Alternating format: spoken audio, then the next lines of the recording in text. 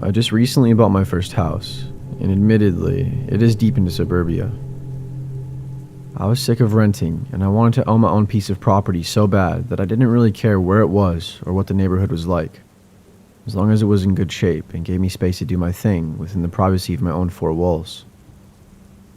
Most importantly, I had to afford it, which is not easy these days, especially being as young as I am. This is exactly how I ended up in one of those huge cookie-cutter housing developments that's got something like 500 homes, with only 5 or maybe 6 designs repeated over and over. I don't really care for the almost creepy degree of repetition, which always makes me feel like I'm driving through some level of the backrooms. Adding to the eeriness is the fact that 90% of the homes are still vacant because the development is so new and far away from anywhere important. Then, I would say about 90% of the houses that have been bought are being rented out as Airbnbs, which means I really only have a handful of real neighbors in the entire square mile full of houses. However, the luxurious interior of my house made up for all of this. I anticipated that I would need to resist the urge to become a complete recluse, so when I was picking out which one I wanted to buy, I made sure that I chose one across the street from somebody else. That way, I would at least have a neighbor. Unfortunately, I would end up regretting this, well, sort of. And it wasn't because my neighbor resented me for moving in next to him. It was quite the opposite, actually. I made sure to meet him before I sealed the deal in case he was a creep. However, the man I met introduced me to his wife and infant daughter, and the whole family seemed very happy and appreciative that other people were moving in nearby. After talking for a while, we were already looking forward to cookouts and block parties. We even joked about the fact that our houses were completely identical, the exact same design, just mirrored across the street. I left with the impression that they would become my friends and we would build this wholesome community around us. That's the way things seemed to go for a while. But my neighbor Anthony sort of invited himself over to chat at my house after I'd only lived there for about a week. He brought beer, and I had more in my fridge. I didn't mind it at the time, actually. I figured I should get to know him. At first, it was just all run-of-the-mill guy talk, but things got weird. Anthony started to come over around 5 o'clock every few days, but he never brought his wife or daughter over, even when I kept reminding him that they were always welcome. He wouldn't let me go inside of his house either, claiming it was too much of a mess for guests. I quickly got the feeling that he was using our time together to get away from his home life, which made me doubt if the appearance of the happy family was quite so true. But then, one day, he confessed to me that he was having problems in his marriage, and that he envied my lifestyle and freedom as a single man. I didn't really know how to respond to this, and my quietness gave Anthony room to suggest that we should hang out more and go to bars together and stuff. I declined that offer, saying I wasn't much into bars. This led Anthony to bring a bottle of whiskey the next time instead of beer. I was apprehensive to drink any at first, but he kind of pressured me into it. Both of us got pretty drunk, but not enough to be sick. Unfortunately, in the intoxicated setting, Anthony became bolder. Normally he'd sit across from me on the couch and we'd watch football or something, but all of a sudden he was sitting right next to me. Worse, he was touchy. An extended bro hug went on for too long, and I could feel his hands drifting towards places they shouldn't be. I stood up immediately and I confronted him when he reached too close, saying that I wasn't into that sort of thing, and I didn't want to get involved in ruining his marriage. But this upset him. He told me that his marriage was already dead, and that he was just looking for a way to get out of it. He said I could even sleep with his wife, so he could pretend to find out and divorce her, but I told him hell no.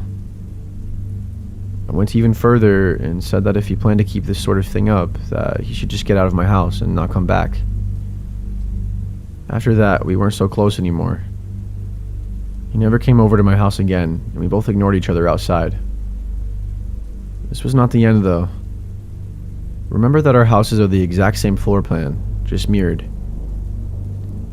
Anthony would always mention this when he was over and how it made him feel more at home, but I never expected what he would do with the knowledge of my house. It started when I would take a shower before going to bed, which was usually pretty late at night. I would just get this feeling that I wasn't safe, so I would abruptly shut the water off and stand there listening. Sometimes I could hear footsteps in the leaves outside the window, but by the time I got dressed and looked outside, there was never anyone there. Not only that, but I kept finding that my sliding glass door was unlocked, despite knowing that I always locked it behind me. My sleep suffered from these happenings, especially when the noises at night became more frequent. Then, one day as I was pulling out weeds on the side of my house, the same side that my downstairs bathroom has a window on, I discovered a hole about a half an inch in diameter that had been drilled into the exterior wall. I tried looking through it, but I couldn't see through it during the day. I waited for nightfall, and then I turned the bathroom light on and I looked from the outside. Sure enough, there was a perfect view of the shower at waist height. I don't know how I never noticed the hole from the inside, but I found it then, and it was surprisingly well hidden. It knew exactly where to drill. I immediately knew this was Anthony's doing. The same night, I tore up my whole house looking for whatever else could have been done. I found several hidden cameras in my bedroom, living room, and patio. I collected them all and I just stared at them, thinking about what to do. I considered reporting him to the police, but then I thought of his daughter. It's hard to pay alimony or child support from prison, so I decided to take an alternative route. I waited until he left for work one morning. Then I walked over and knocked on the front door, and his wife answered, holding their daughter. I asked if I could come in, and I told her she should sit down. Then I told her everything, and I showed her the proof. She actually wasn't surprised in the slightest. She too had been looking for a way out. When she said that, there was a long, awkward silence before she suggested that we sleep together a few times to make him jealous. Honestly, it was difficult to decline the first offer from Anthony, but I couldn't resist the second offer straight from her. We had our neighbors across the community babysit the kid, then we got busy on every surface in the house for 3 separate days until we were satisfied.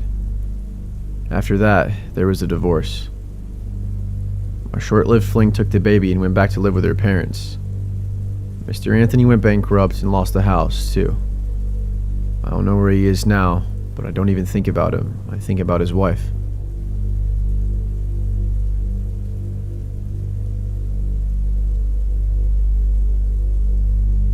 When my wife got pregnant, we knew we had to upsize from our one-bedroom apartment, so we bought a house. We managed to get one in a really good area that's close to where we work and close to the center of town. The neighborhood we bought into has a lot of old historic houses. We were able to afford ours because the previous owner hadn't kept it up as well as the rest of the neighborhood. Some alterations had been made, but the person we bought it from said it was necessary to replace the drywall due to water damage from the most recent hurricane. My wife and I knew it would require some work in the future, but we didn't plan on doing anything serious to the house for at least a few years. Anyways, we moved in, and a few months later, my wife gave birth to our son. Funnily enough, as he grew up and started crawling, then walking and running, he was actually the one that pointed out to us the issues of the house that we hadn't noticed before. Not intentionally, but just by the course of him being a small child. The main hallway on the side of the house that ran from the living room past the smaller bathroom and the first 2 bedrooms and into our master bedroom was quite the dark, cramped space. We hadn't thought much of it when we were buying the house, and my wife only mentioned that it was a little tight to get through a couple of times when she was at the height of her pregnancy. Our son, however, was a little scared of that particular space. He thought it was because it was so dark and narrow that it made him trip and hurt himself a few too many times. But even as he became more confident with walking, he would still hesitate for a second before going down that way. My wife was the one who remarked that such a long hallway could really use a window, so I suggested that we go ahead and get that work done before there was another baby on the way. I also said that we should maybe knock out that weird turn at the end of the hallway where the door to our master bedroom was, so it wouldn't seem like it was hidden around the corner, and then we could rebuild a closet in a different part of the room. She tentatively agreed to this, but only if the contractor who appraised the work came to us with an affordable price. A few weeks later, the contractor arrived and started looking around. To our surprise, when he looked on the exterior of the house, he pointed out a strange seam in the siding which indicated that there had been a window in the hallway in the past, but the previous owner had sealed it up. I was as confused as anyone else would be, so I asked the contractor to show me this so-called seam. He led me to the side, where there was a rectangular indentation in the siding. Not only that, but there was a small gap going all the way around the rectangle. Out of curiosity, I stuck my finger in this gap just to point it out, when all of a sudden, the whole rectangular thing shifted. The contractor and I looked at each other with our mouths slightly opened in shock for a moment. I pushed harder and the whole thing fell inward, revealing a space between the exterior siding of the house and the interior drywall that was just over a foot wide. The contractor shined his flashlight into it and discovered that on the left side, it was immediately sealed with more drywall, but on the right side, this hidden space extended all the way to the master bedroom. Neither of us were small enough to comfortably fit into this space, but even though this really wasn't part of the job the contractor was doing, he was also intrigued enough to call up a friend of his who was a guy of much smaller stature and asked him for a favor. About 2 hours later, the short skinny guy showed up looking a bit concerned, but also curious. He didn't waste much time getting to it.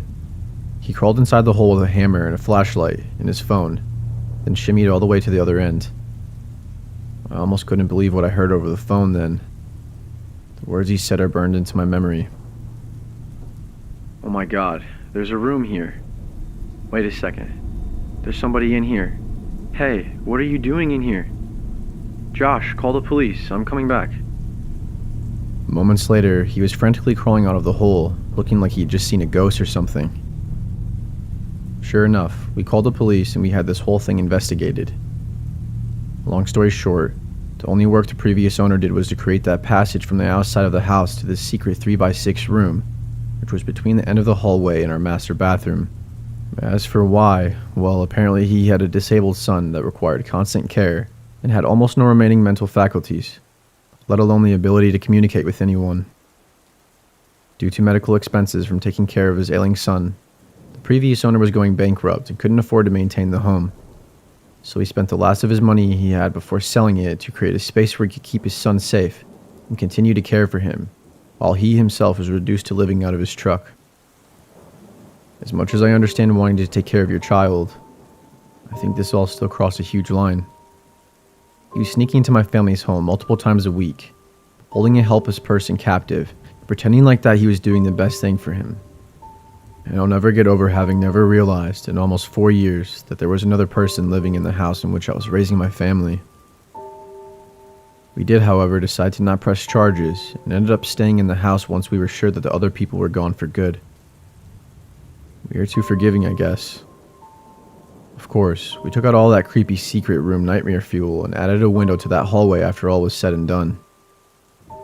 Today, our son is now 6 years old, and my wife and I have a daughter together, but it will be years before we tell any of our kids about this.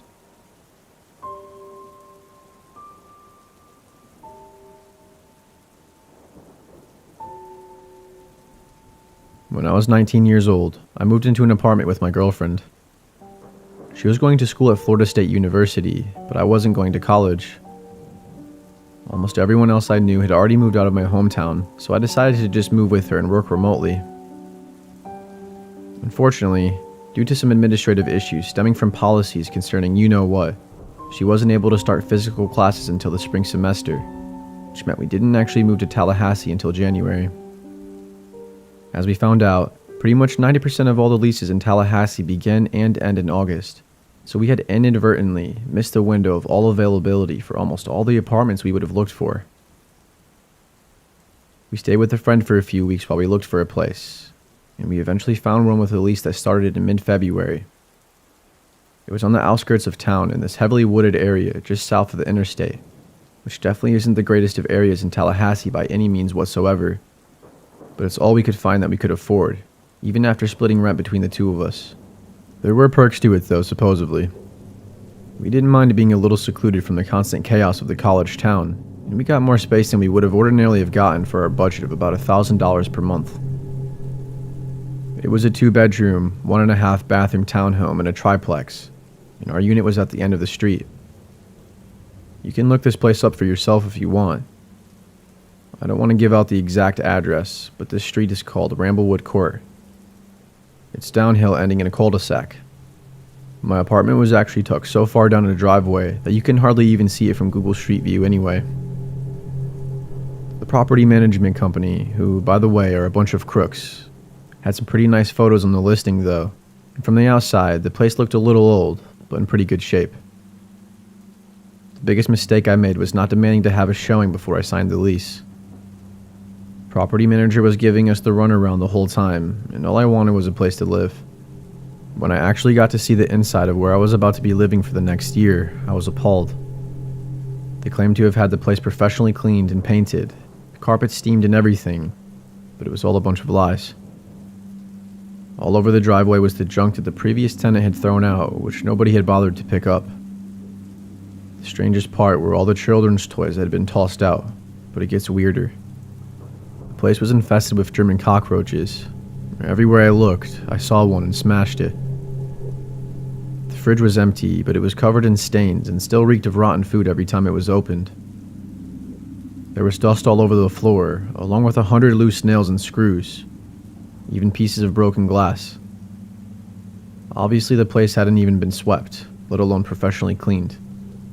The only thing that had been done was the painting, but it was the worst paint job I'd ever seen.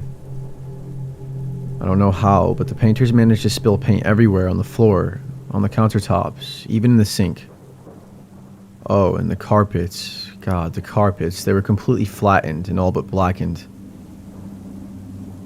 Our bedroom was the most disgusting part. There were several giant stains, and each one was a different color.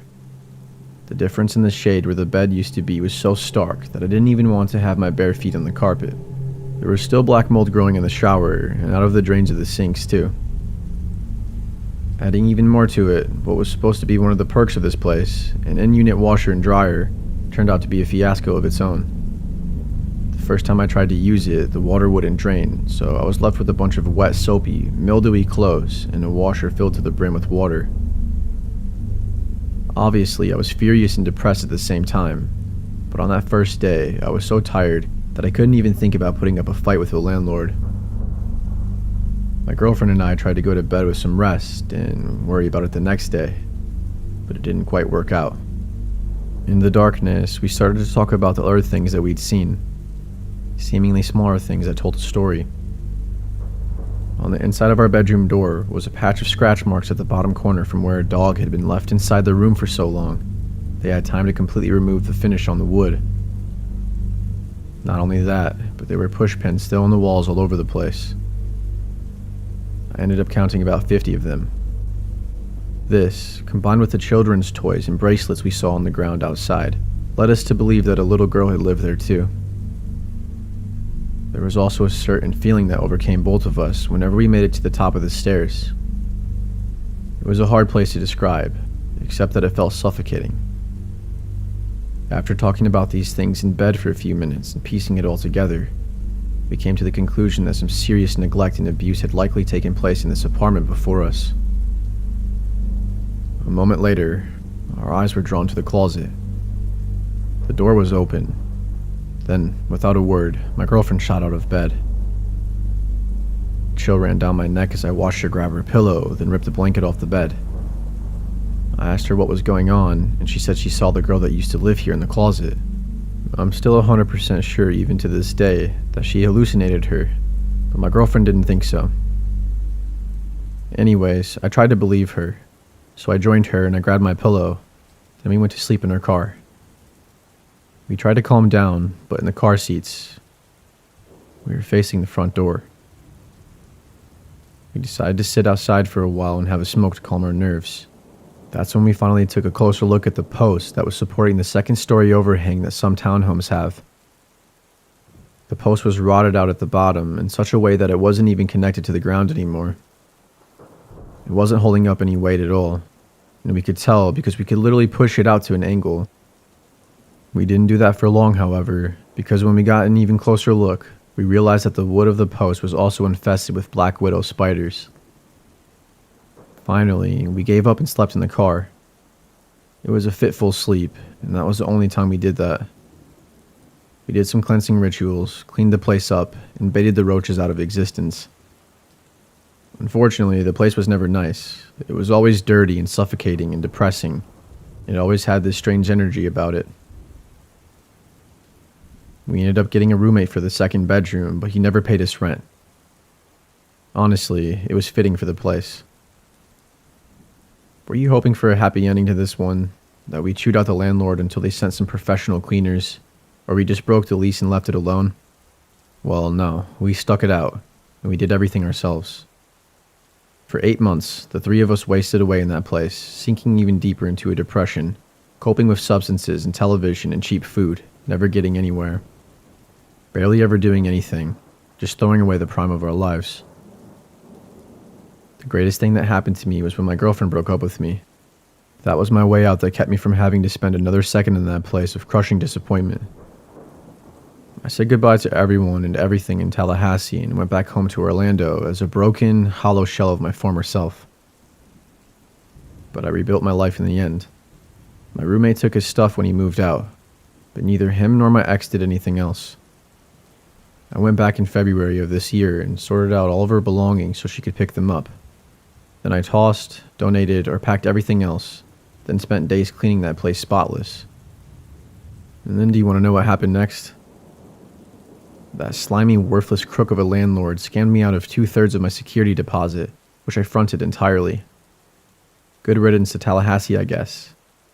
To anyone listening, if you value yourself, don't move there. This is a true story. Every time I tell it, it pulls the eyes of everyone in the room.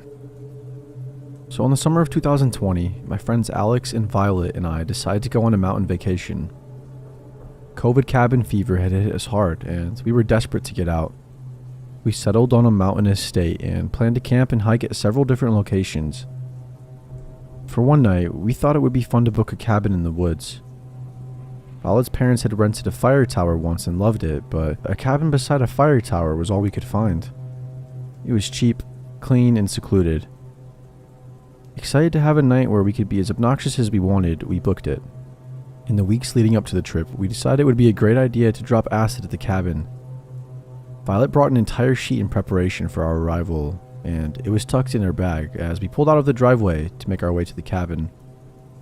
I remember the knot in the pit of my stomach, like this aching feeling that gnawed at me. I told Alex and Violet that there was no way we could drop acid this night. Violet was pretty angry. We turned around and got into a massive argument, but I stood my ground. I just knew that we had no business tripping that night. Finally, the fireworks settled and we were off. The cabin was roughly 30 minutes away from the nearest town. It sat atop a mountain. We held our breath as we rounded the busted road that spiraled towards the top. There were no pull-offs, no other campsites, just a long winding road that led us to the cabin at the peak. We settled in and started a fire to keep warm. As dusk gave way to night, we heard the unmistakable noise of an engine on the road. Then we saw the flash of headlights.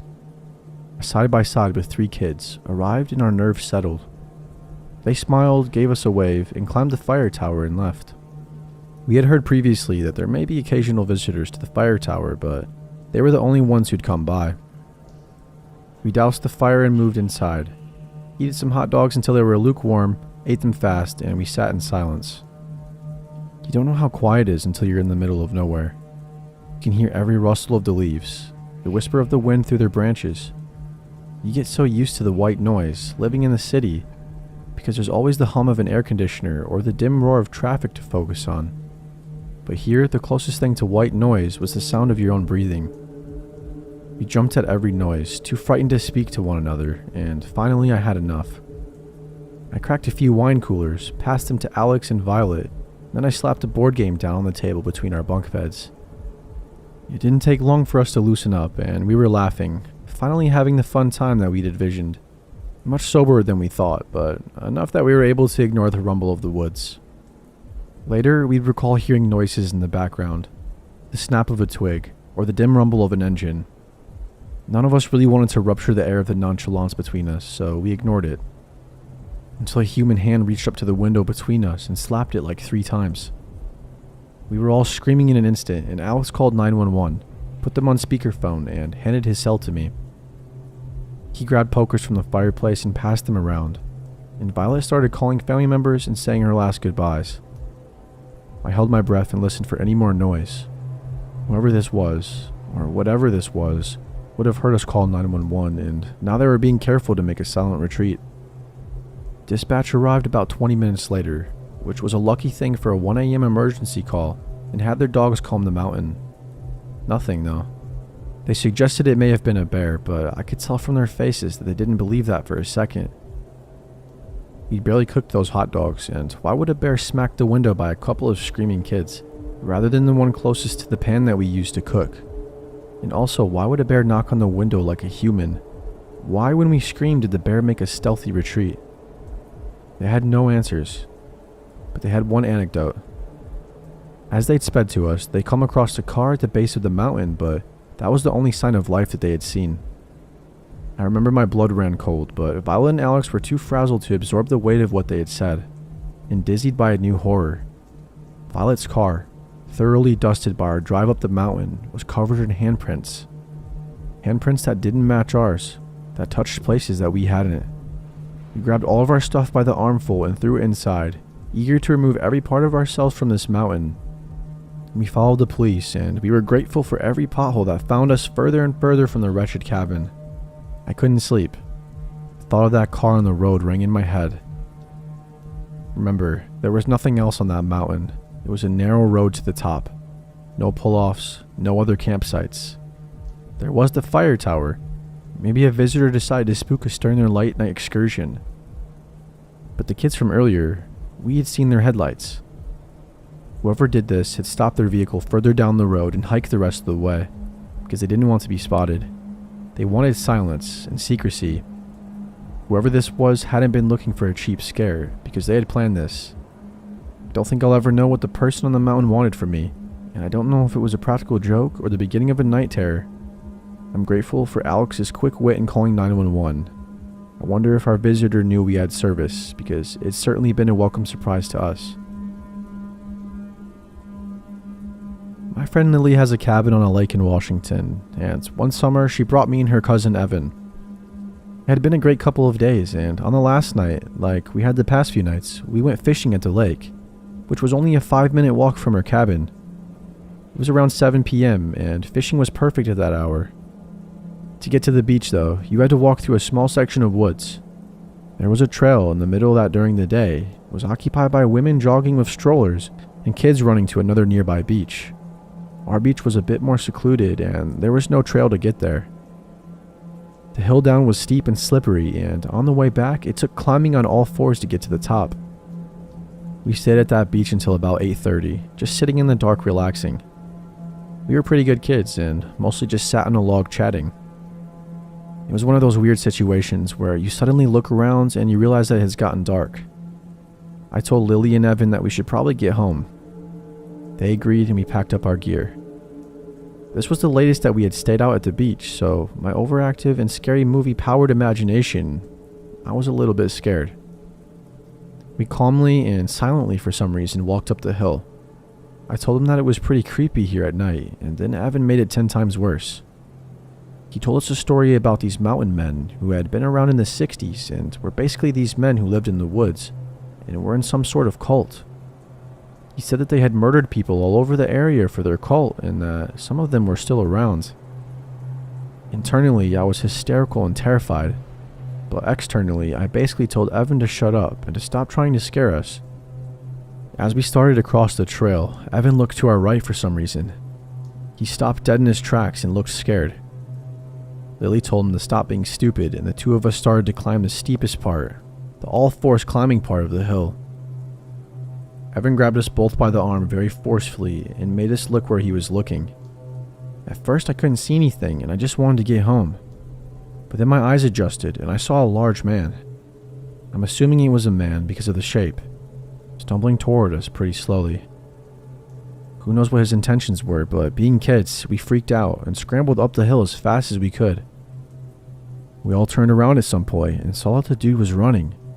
Well, stumbling quicker toward us while we climbed. He got pretty close to us until we finally got over the hill and sprinted across the road to the cabin.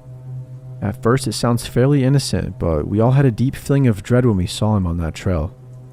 I didn't feel like he had good intentions.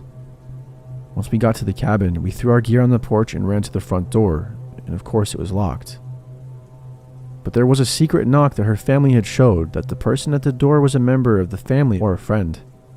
It was a fairly complicated rhythm, and both Lily and Evan banged on the door to the family knock. I remember just looking around trying to see if the creep had followed us, but I saw nothing. We were let in, and in a panic we told the adults the whole story. They said it was probably just some guy who we probably made feel bad. We disagreed, but we felt safe in the locked cabin with the grown-ups. The cabin had a walkout basement, basically like a lower story. Not a creepy basement. It had a door and windows, where Lily and I slept on bunk beds. We went down to get into pajamas. After about 5 minutes of calming down together, we heard the family knock. I thought it was Evan trying to come in from the stairway door, so I said, "Come in," but no response. It happened again, but this time we realized where it was coming from. The window outside. Lily and I turned completely white and stared at each other with that horrible feeling of terror in your stomach. It happened again, but a little more frantically. We both ran to the stairway door and booked it up to the living room where Lily's family and Evan were. We told them all what we had heard through the panicked tears, and Evan went downstairs to listen. He said it was definitely the knock. While Lily's uncle, older brother, and older cousin all gathered flashlights to go look outside, we heard it again, but on the front door this time. Everyone looked at the door and huddled together. It happened once or twice more, and Lily's uncle finally decided to call the police. He said, "I'm not sure what their intentions are, but there is someone trying to get into my cabin," to the police. The knocking went on for another 2 minutes or so, and finally it stopped. 5 minutes after the call, the police showed up with a comforting loud pounding, and "police" yelled through the door. To make sure, Lily's uncle looked outside a window and saw other police searching around for the creeper. The policeman asked us 3 kids what had happened in the woods, and we told him the whole thing. They never found anyone, but those banging knocks on the door will stick with me forever. The officer said that it was probably just some guy who was twisted and wanted to freak some kids out. But what creeped me out the most was the fact that the person had memorized a complicated family knock. All 3 of us slept on the floor together that night. It was about late November in Colorado, and I was about 7 or 8, and my father got the idea of taking us all for a weekend to a cabin that he was going to rent. My mother thought it was a great idea for me, my sister, and my father and my mother to bond. So that's exactly what happened. We rented a cabin for a few days. We took school off on Friday to get a head start getting there, which I absolutely had no issue with.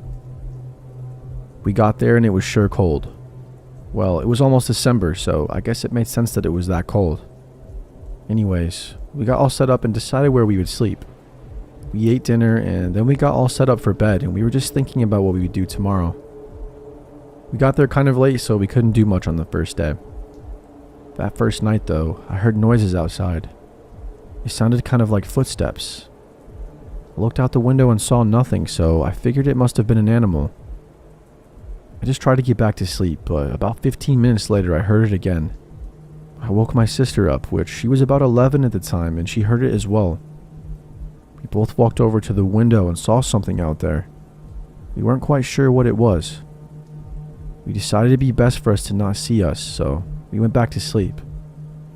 I had a hard time sleeping that night, and so did my sister. When we eventually woke up, my mother was inside making breakfast and my father was outside. I asked my mom if I could go outside with my dad, and she told me sure, while my sister stayed inside and waited for my mother to finish breakfast. I walked outside and my father was talking to some man. A short, chubby man. He had a shaved head and was wearing a veteran cap. He looked really nervous too, for some reason. He was sweating a lot, even though it was freezing outside. I walked over to him and my father, and my dad looked at me and said, "Oh, this is my son," and told him my name. The man then looked at me and said, "Hey, nice to meet you, kid. My name's Patrick." He just smiled and looked at me. I also smiled and greeted him back, and maybe it was rude at the time, but I was just a kid, so I asked him, "You look kind of scared. Are you alright?" And he kind of coughed and replied with, "Oh yeah, I'm fine. I just went through shell shock because I'm a veteran," as I couldn't tell already with the cap that he was wearing, but he seemed normal then. My father seemed to really like this guy for some reason, and I guess at first I liked him too. He told my father he had also rented a cabin with his family and that they were really close to us, so he decided to introduce himself. My father invited him inside for breakfast and he stayed, and everything was normal. I went outside to play after that with my father and Patrick. While playing outside, I fell and scraped my knee and started crying. My dad was inside at the time, which was a bad time for him to be inside. My mother was calling for him, and he ran inside while I was out there with Patrick. Patrick then ran over to me and told me to come with him to his cabin because he had band-aids. I agreed and I went with him. I wasn't a very smart kid. We talked about what I liked doing, and I told him about the video games that I played and stuff like that. Then things got weird. He asked me what shoe size I was and how old I am. Didn't know my shoe size, so I told him that, but I told him my age. He just kind of chuckled and said something along the lines of, "Good to know." Also, his cabin was nowhere near ours. It was way back, at least 20 minutes to walk there. I was tired and there was no point in getting the bandit anymore, but I still decided to keep going since I had walked too long. We entered the cabin and he told me to go in first, so I did. As soon as I walked in, I realized something. There was nobody in there. No family. I asked him where his family was and he didn't answer, pretending like he didn't hear me. He then locked the door. I was starting to feel frightened. He told me, "I'll be right back with the band-aid, kiddo." He then walked into the kitchen and pulled one out of somewhere, and then walked back and told me to have a seat and that he'd put it on. I sat down and he put it on me. He also held my leg with his other hand and rubbed up and down and told me, "You're rather muscular, kid. I like that." I kind of got scared and I immediately stood up. He asked me what was wrong and I told him nothing and that my leg was feeling much better. I then said that I thought my parents would be worried sick about me and that I should hurry back, but he insisted that I stayed a little longer and ate there. I really didn't want to, but I was alone, and if I ran, I don't think I could find my way back to the cabin. The door was locked too, so I just agreed and decided to eat with him and get it over with fast. He asked me how much I weighed, and I guessed about 70 pounds. He then had a smile go across his face. He nodded and said, "Perfect weight." I asked him what that meant, and he just kept smiling at me. I was really weirded out when I asked him if I could go. He told me no and that things were just getting started and I shouldn't miss out on the fun. He had such a weird tone when he said that too. I then heard a big bang come from the bedroom. It was a closed door. Patrick stood up and looked kind of angry. He walked into the room and shut the door behind him, and I heard him yelling, "Did I tell you that you could move? No, stay where you are, I have company," or something like that. He then walked out with a smile on his face and shut the door slowly. "Sorry about that, that was just my wife. She's really sick and not allowed to be near visitors today." He was smiling while saying that also. I really wanted to go, and I looked around the room and noticed there were clothes everywhere. It was really messy. He must have been living out of here. That moment, his wife walked out of the room. "I'm hungry," she said. At this point, the man looked pissed. That's when he yelled, "Get back in there." His wife was extremely pale and looked like she had been crying a lot. She was sniffing and had red circles around her eyes. She looked at me, then walked back in the room. I asked him where his kids were, and he didn't answer. He told me that he had kids' clothes that he wanted me to try on, and that was the last straw for me. I had to get out of that situation, and I didn't know how. I started crying, and then he hugged me. He told me it'll be okay, that nothing is going to happen, and to just try on the clothes. He walked in the back room, and I thought this would be the perfect time for me to leave. I unlocked his door, and I tried to leave as quietly as I could. I didn't even care if I got lost anymore. I just didn't want to take any more chances with Patrick, if that was even his name. I had a feeling that he had been lying. I mean, he lied about having kids, so who knows what else. I was in the woods trying to find my way back. I was still close to his house, close enough to hear his shouting. I heard him yelling stuff to his wife, things along the lines of, "Where the hell did he go? And I knew I shouldn't have left him alone. You probably let him leave." I could have sworn I heard him call her a few nasty names a couple times. Then it happened. I stopped in my tracks. I heard footsteps. I went and hid behind a tree and looked in his direction. And there he was, standing outside, and he seemed to be looking for me.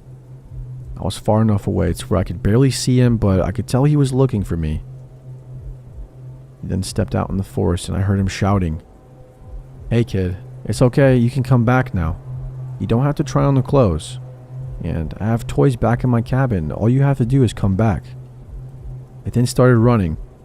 I just ran as fast as I could in a straight line in hopes to find somebody in my family. I was running away and I thought I heard shouting, but I didn't stop to hear it. Then after about an hour of running, I finally saw a cabin. It was my cabin. I ran to it. My father was outside looking around for me. I ran up to him crying and told him Patrick wasn't a good guy and that he was really weird and how he was touching my legs and stuff. My father immediately called the person he rented the cabin from. My father looked at me and told me to never follow any stranger ever again. We immediately left that day and asked for a refund the next day. The guy renting them out apologized. The man that owned the cabin rentals called the police and they went back there and checked the cabin and there was nobody back there, not even his wife. His clothes and belongings were still there is what they told us, but nothing really happened after that. They asked questions and left, and they never called us or told us anything about him ever again. Patrick most likely wasn't his real name, and he probably wasn't a veteran. I just want to know what happened to him and his wife, and how he even got a wife in the first place, and how and why he lived back in that cabin. He seemed to have lived there for a while. I guess he left because he figured the police would be coming after him since he didn't rent the cabin. So many questions that will never get answered. I was 11 when this happened. Ariel, my older sister, was 14, and Belle, my younger sister, was 8. My dad was a freelance programmer when I was younger. He made great money on his jobs, but because he was so heavily in debt, at least 500 plus, and my mom was not the most gifted person on balancing a budget, we never had much free money available. This meant that we went on a vacation once every few years, and usually that was to a relative's house. My dad had just finished a long project for a big client, and we were celebrating the occasion with a new movie. Final Destination, because my dad loved watching scary stuff and scaring the daylights out of my sisters and me. We were in the middle of the movie when the phone rang. He went to get it and came back to grab Mom while we kept watching the movie. Belle took the opportunity to pause the film and take Duchess, our dog, captive because she was scared. They came back about 10 minutes later and announced that we were going to be spending the weekend in a cabin. We didn't know what to make of that, but apparently the client he had been helping owned a nice cabin by a lake in the mountains and had offered to let us lodge there this weekend for a considerably reduced price. It was Thursday, so Mom went into a panic frenzy of packing, so we didn't get to see the rest of the movie that night. After school the next day, we packed up the family van and headed to the mountains. It was a 2.5 hour drive, so it was late by the time we got there. We unloaded the van and we went exploring in the cabin. It was a ranch-style cabin with a little nook thing you could climb up to that was about head height. It was about 3 feet tall and probably meant for storage, but it was an excellent place for the three of us to hang in and play games. There were a few dozen board games up there, so we started playing once we decided on the rooms. Mom and Dad got the largest one, and Ariel claimed the smaller one with the twin bed, so Belle and I got the last room, which had a queen-size bed we could share. We had a window on the right side of the bed without a curtain, and a lamp on the left side of the bed. It was the only light source in the room, and there was a closet opposite the bed. It was locked and we couldn't get in it for some reason. I never did find out what was in there. We went to bed at around 11 o'clock. Belle can be a kicker in her sleep, so I slept by the lamp in case she ended up knocking it over.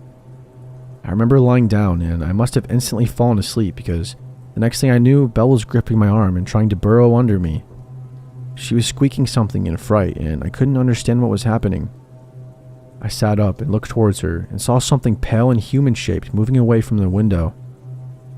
My sleepy brain took several moments to process that, and then I was shooting out of bed and dragging Belle with me. We rushed to our parents, who told us we were imagining things. Mom told us to go back to bed, and if we saw anything else to let them know.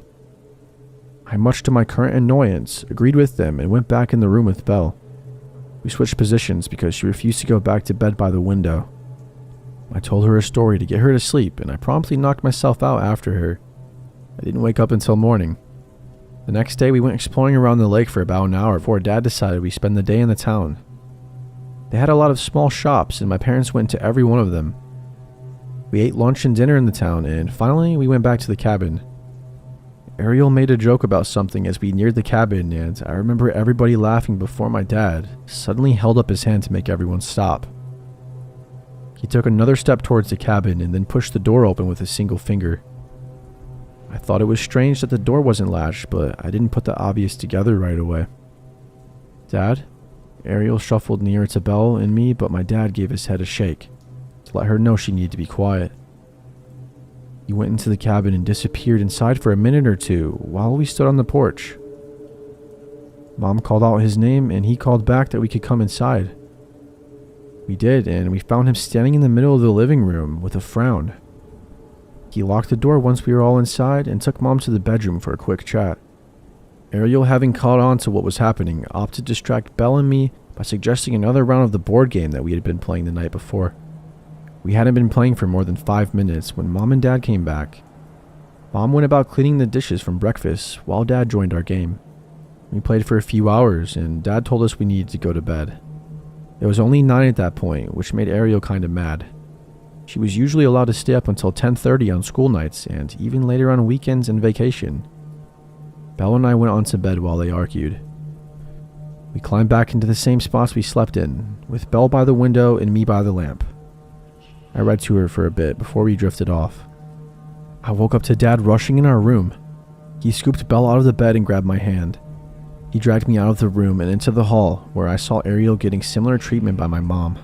I became aware of a high-pitched whine in the living room and I saw our dog sitting by the back door. She was bristled and seemed anxious. Dad didn't put Belle down and didn't let go of my hand. They rushed out of the house and into the van.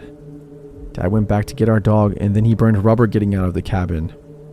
He drove all the way back home without talking once. It took a half hour for Duchess to finally calm down. He told Ariel what happened the next day, but Belle and I didn't find out until years later. He'd woken up that night to what sounded like moaning outside the window in his room. He jumped up and looked to see what was going on, and he had found that the front door was unlocked. Stuff in the kitchen had been moved, and Duchess started to growl at the back door, which was ajar. He locked it and got us out of the house. He went back the next day to get our luggage and found several pairs of footprints outside Belle's and my window. A couple years ago, my friend Kate had asked me to go with her to a party. This party was being thrown by her friend Susan. So Kate had gone to a Catholic school with her in elementary and middle school, but during high school, Kate ended up going to a public school where she met me, while Susan went to a Catholic high school. The two had grown apart somewhat and hung out with different people, which is why Kate invited me along. It was Susan's birthday, and apparently Susan's parents had decided to rent out a cabin for her. They did this for the previous year, and unbeknownst to them, she had decided to throw a party. The party had been a hit last time, so she was planning on doing it again. Kate and I drove to the cabin together, and it was pretty isolated. Aside from the woods behind it, there wasn't anything around. We couldn't even see the other cabins, but I imagined they would probably be empty because it was wintertime. At first I was a little apprehensive because I wasn't going to know anyone at the party, but I figured after a few drinks that wouldn't really bother me anymore. Also, if you watch scary movies, you know that having a party in a cabin in the woods is a horror movie cliche. I was very aware of that. Kate and I had even been joking about how attending this party sounded like a prelude to a horror film. As if that wasn't enough, this was a Catholic schoolgirl party.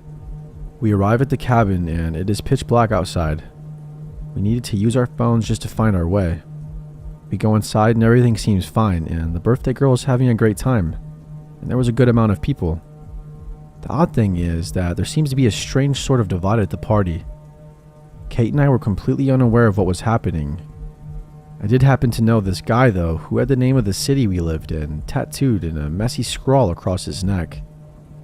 Kate and I had been silently laughing about it, but we were also a little worried because we wondered if that meant he was in a gang or something. Anyways, I don't remember why, but the main group of the party wanted these people to leave. I think it had to do with them drinking a lot, despite not having brought any alcohol of their own. So in order to get these people to go, the main group said that a ranger, or whoever, was coming to stop by here, and that there was only supposed to be like 2 cars by the cabin, and a handful of people. Rumor was that one of the guys in the group was on probation and couldn't afford to get in trouble, so they left. The plan was a success. Or so we thought. Just as the group leaves, there were about 4 or 5 guys and 1 girl. The girl comes back in and says, "I just want to tell the birthday girl happy birthday," in a really loud voice, drawing everyone's attention. Everyone was staring at her in confusion. Like, why was she announcing this so awkwardly? When, not even 2 seconds later, you hear a window in one of the back rooms being busted open. This continues on, and more windows are being broken, and people are shouting and screaming. I'm just sitting there in confusion. Kate and I had been at this party for all of 15 minutes before all hell broke loose. And the girl who invited the group of hoodlums is now saying that she knows at least one of them has a gun. I don't know if my mind wasn't processing all of this correctly or what, but I'm just sitting there thinking, well, this is happening. The majority of us remained in the cabin. A couple of people went outside to see if the group was still there, and after a little bit of time had passed, people began to leave.